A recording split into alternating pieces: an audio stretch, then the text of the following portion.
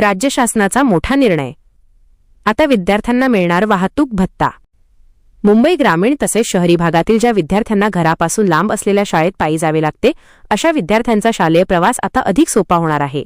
केंद्र शासनाच्या बालकांचा मोफत व सक्तीचा शिक्षणाचा हक्क कायदा 2009 RTE अंतर्गत महाराष्ट्र शासनाच्या शालेय शिक्षण व क्रीडा विभागाने एक अत्यंत महत्त्वाचा शासन निर्णय GR निर्गमित केला आहे.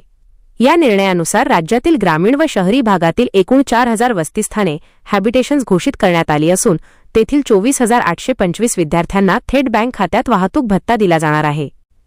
कोणत्या विद्यार्थ्यांना मिळणार भत्ता? पात्रतेचे निकष. शासनाने जाहीर केलेल्या नियमांनुसार वस्तीपासून ठराविक अंतराच्या आत शाळा उपलब्ध नसलेल्या विद्यार्थ्यांना हा लाभ मिळेल.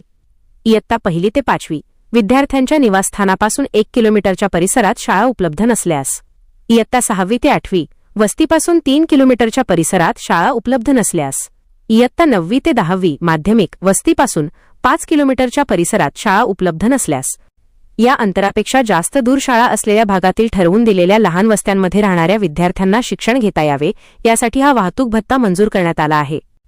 पैसे थेट बँक खात्यात DBT होणार जमा. या योजनेची पारदर्शकता वाढवण्यासाठी शासनाने महत्त्वपूर्ण पाऊल उचलले आहे. योजनेअंतर्गत पात्र ठरलेल्या सर्व 24,825 विद्यार्थ्यांच्या किंवा त्यांच्या पालकांच्या बँक खात्यात थेट लाभ हस्तांतरण DBT डायरेक्ट बेनिफिट ट्रान्सफर प्रणालीद्वारे ही रक्कम थेट जमा केली जाईल, जेणेकरून कोणतीही मध्यस्थी न राहता विद्यार्थ्यांना याचा संपूर्ण फायदा होईल.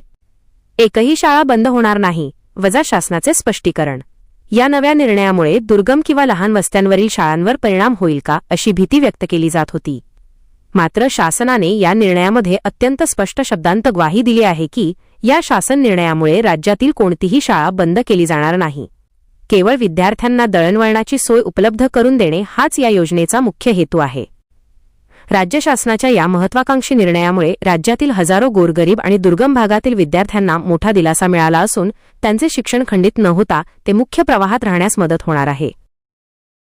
मित्रांनो, व्हिडिओमधील शासन निर्णय किंवा परिपत्रक आपणास हवे असेल तर कृपया आमचे शासन निर्णय व परिपत्रक हे फेसबुक पेज सबस्क्राईब करा. त्यानंतर सबस्क्राईब केल्याचा स्क्रीनशॉट 7588152456 या क्रमांकावर व्हॉट्सॲप करा. आपल्याला हवा असलेला शासन निर्णय किंवा परिपत्रक व्हॉट्सॲपवर पाठवले जाईल. लक्षात ठेवा, शासन निर्णय व परिपत्रक मिळवण्यासाठी फेसबुक पेज सबस्क्राईब करणे आवश्यक आहे.